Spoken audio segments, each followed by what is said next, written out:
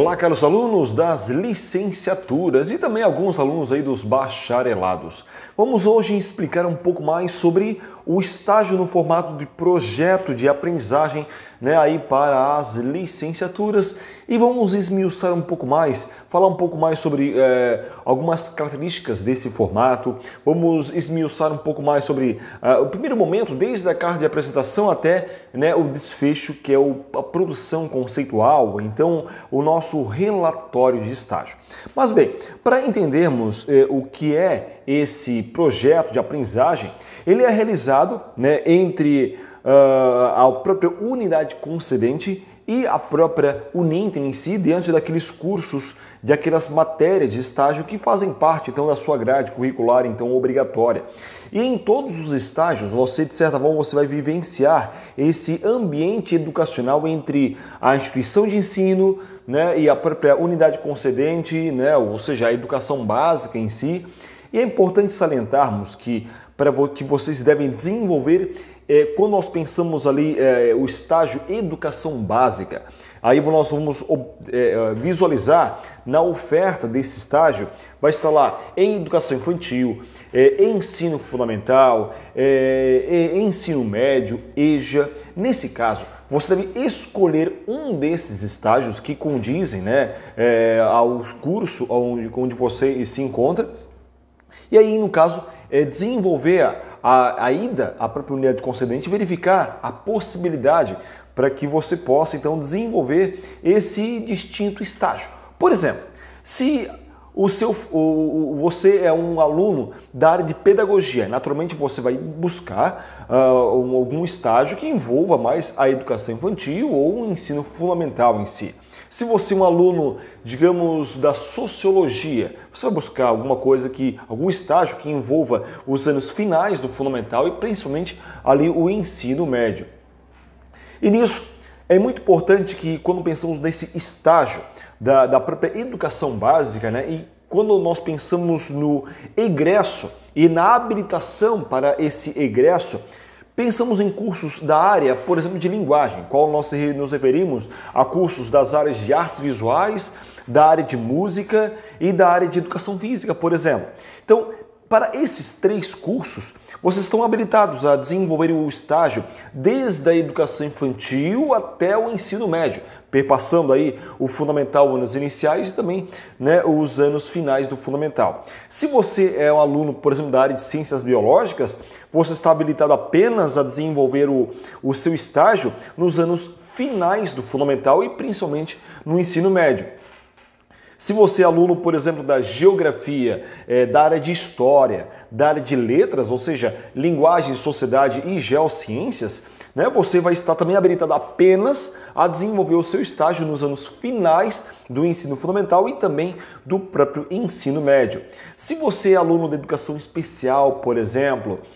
você não está habilitado a anos finais do fundamental e somente a docência, tanto na educação infantil quanto os anos iniciais ali do ensino fundamental e também a docência, quando pensamos ali no ensino médio, docência em cursos de formação de professores, no caso, se você é aluno da própria educação especial. Na área de pedagogia, você também vai exercer a docência na educação infantil, anos iniciais do fundamental, não vai ter a docência nos anos finais do fundamental e também quando pensamos no ensino médio, também você vai fazer uma docência em cursos de formação de professores. Se você é, assim como eu, aluno de psicopedagogia, desde a educação infantil até o ensino médio, você vai fazer uma atuação psicopedagógica em todas essas áreas. Se você é aluno da sociologia e da própria filosofia, áreas das humanidades, você apenas vai ter atuação então no ensino médio. Alunos da ciência da religião, por exemplo, também vão ter atuações tanto no fundamental, nos iniciais e finais, e também ensino médio. E se você é aluno de física, química e mesmo na matemática, também anos finais do ensino fundamental e também principalmente no ensino médio. É muito importante que você entenda também, caso o estudante ele opte por uma dessas etapas, dentre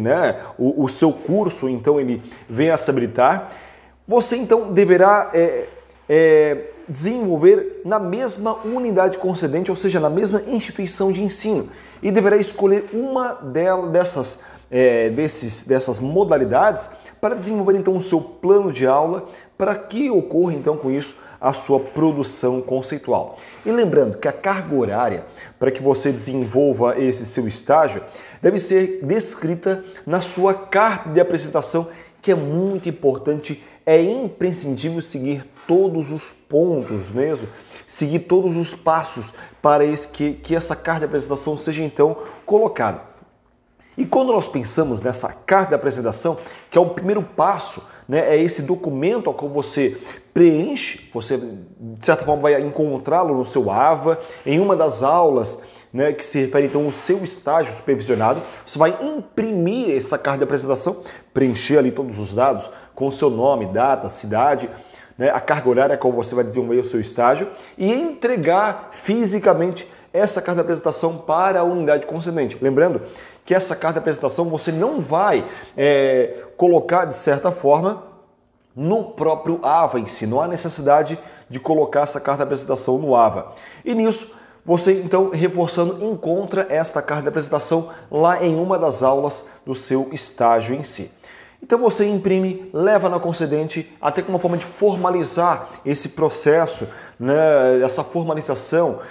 junto à própria Uninter em si, a unidade de instituição de ensino superior, a própria unidade concedente em si. E lembrando que essa carta de apresentação, ela não é postada, ela apenas comprova a sua matrícula, ela dá um certo respaldo legal ao seu estágio supervisionado, estabelece essa primeira comunicação, né, entre a Uninter e a própria unidade concedente. A unidade concedente, por sua vez, ela ao dar o aceite, né, em receber o estagiário em si, né, inicia-se também o processo de a coleta dos demais dados desse estágio para que ocorra então o seu segundo momento, que é o termo de compromisso. Então, após esse primeiro momento, que é a entrega da carta de apresentação, o segundo momento agora é o termo de compromisso, que é um termo que faz parte da lei de estágio, que é essa lei de 11.788/08, a qual você vai preencher todos os dados no sistema, no ícone trabalhos do seu AVA. Você vai então certificar e estar comparando aquilo que o seu manual de estágio então preconiza. E para preencher esse termo de compromisso, é muito importante que esse termo esteja também de acordo com a sua carta de apresentação, onde você vai colocar também a unidade que você vai estar estagiando, vai colocar o nome da instituição, o endereço, telefone, e-mail, a inscrição do CNPJ, o supervisor, ou seja, no local de estágio, né, você vai acrescentar o nome do supervisor de estágio, ou será um professor, né, pedagogo, geralmente é o supervisor da creche ou da própria escola, que será então o seu supervisor de estágio, que estará então naquele momento lhe acompanhando, lhe dando as informações, lhe oferecendo o seu nome, a sua formação acadêmica, né, esse supervisor da creche ou da escola em si, para que você possa colocar esses dois dados também no seu termo de compromisso. E a descrição das suas atividades, ou seja, você vai descrever nessa descrição, ao qual pede o que se refere à nossa cláusula 4, as atividades que você vai executar no seu estágio, né? Vai colocar o seu curso que você está fazendo, né? O nível desse estágio, ou seja, educação infantil, ensino fundamental, EJA, ensino médio, ou mesmo em diferentes contextos. E é muito importante que nos atentamos a esta cláusula 4, que se refere às observações que você vai desenvolver nesse estagiário, porque muitas vezes uma das maiores causas do próprio indeferimento desses termos de compromisso é por uma má descrição dessa cláusula 4, qual você vai informar, né, a modalidade que você está fazendo, informar as atividades que efetivamente você vai então realizar essas atividades. Por exemplo, observação das aulas dos anos iniciais das séries em si, descrevendo brevemente o que você vai fazer no seu plano de aula, né, falando um pouco sobre a sua temática, enfim, você vai vender o peixe, né, nessas 3, 4 linhas, a qual você vai então descrever nessa caixa comentários quando você preenche então o seu termo de compromisso. Após você então desenvolver todo esse documento, você vai então levar esse documento, né, impresso para a própria unidade concedente colocar a sua devida assinatura, né, e logo você como estagiário também vai colocar a sua assinatura. Talvez aparecerá um campo específico sobre a central de estágio da instituição de ensino. Reforçamos, não é a Uninter os polos de apoio presenciais, né, locais a qual assinam esses documentos, mas sim a central de estágio específica da Uninter que vai olhar o documento, verificar se está em conformidade com a lei, né, e com as normas da instituição e assim dar um deferimento. Sim, você pode começar o seu estágio ou não, indeferido você deve então corrigir algum dado ou algum documento que falta então para esse documento. E então carimbar, caso a unidade concedente não tenha carimbo, também ela deve colocar o seu nome e escrever então, né, manuscrito, o CNPJ abaixo então da própria assinatura. Lembrando que a unidade concedente então deve carimbar e esse termo não será validado nem caso após você pegar esse documento, você deve escaneá-lo em PDF. Alguns aplicativos até de celular facilitam esse processo de scanner. Você mira o celular em cima do documento, escaneia, gera um PDF e então envia lá no ícone que vai estar aberto durante 5 dias para que você possa então enviar esses dados. Lembrando, documentos que forem fotografados não serão aceitos. Por isso é muito importante que você siga todos os dados, todos os itens que citam então o seu manual de estágio. Lembrando que esse estágio então terá um tempo de 5 dias também após o seu envio para que a Uninter possa olhar os documentos e então dar um deferimento. É claro que muitas vezes eu gosto de olhar todos os dias para verificar se esse estágio foi finalmente deferido, mas geralmente a Uninter leva 5 dias para olhar o documento e sim dar um parecer. Por isso é muito importante que a data de início do seu estágio não seja a data, digamos, se você for emitir hoje mesmo o seu termo de compromisso, não seja na data de hoje, mas sim coloque para uma semana à frente, para 7 dias à frente. Por mais que você já esteja em acordo com a instituição, já esteja comunicando com ela, né, pegando ali os dados, mas coloque para uma semana à frente esse termo de compromisso para que o tempo que você possa iniciar o seu estágio com segurança do deferimento do seu estágio. E não muitas vezes colocando a data de hoje para que a Uninter não possa então colocar como deferido um estágio que já começou. Mas se a Uninter só irá colocar como deferido um estágio que irá iniciar em si. E se atente muito a esses dados, se referem então ao tempo então de datas de início em si. Após esse seu estágio, então, o termo de compromisso ser deferido, o próximo passo, então, agora é o plano de ação, ao qual você vai descrever, então, né, o tipo de atividades que você desenvolveu, o passo a passo, né, dos objetivos, dos conteúdos, das estratégias, dos recursos, os processos avaliativos do seu estágio irão conter então nesse plano de aula, nesse plano de ação, que é o seu planejamento. Você vai colocar brevemente ali, né, em linhas gerais, alguns tópicos dos seus conteúdos,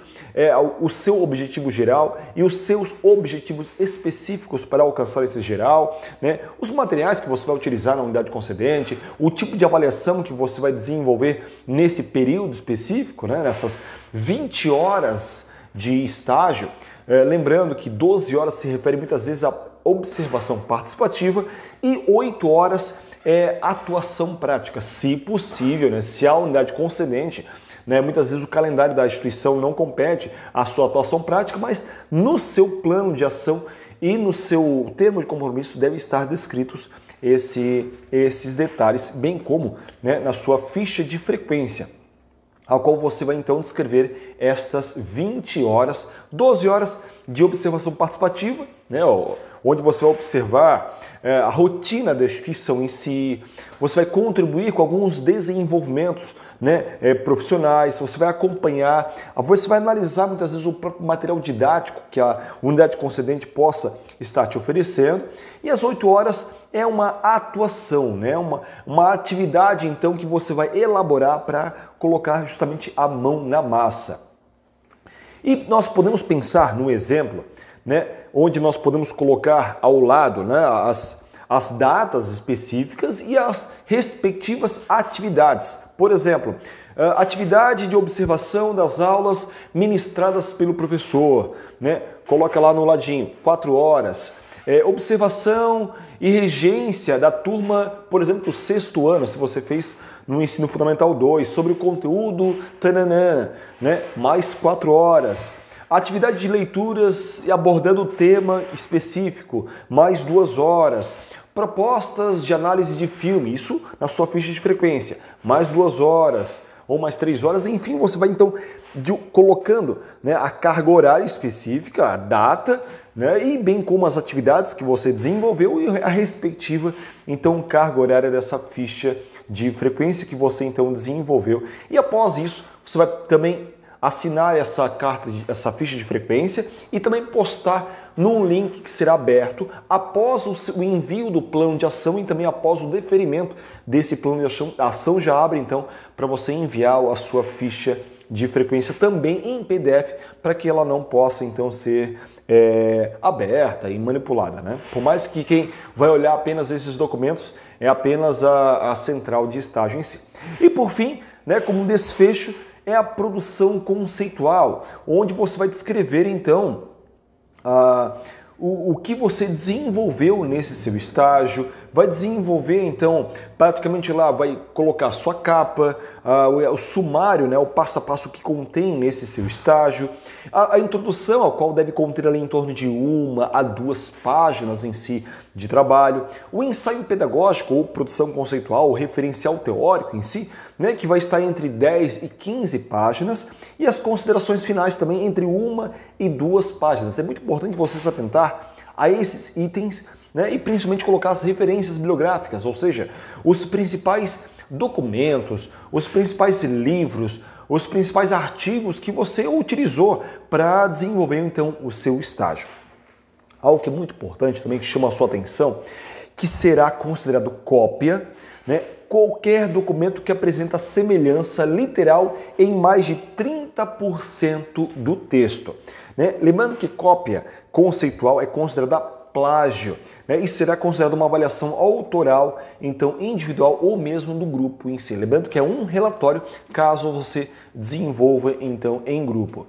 É muito importante então se atentar a esses dados, ao qual nós falamos então sobre essa produção conceitual, falamos então sobre a ficha de frequência, o plano de aula, né, o próprio termo de compromisso em si, o que se refere à própria cláusula 4 desse termo de compromisso, então, e o primeiro passo, né, que é então a carta de apresentação e as devidas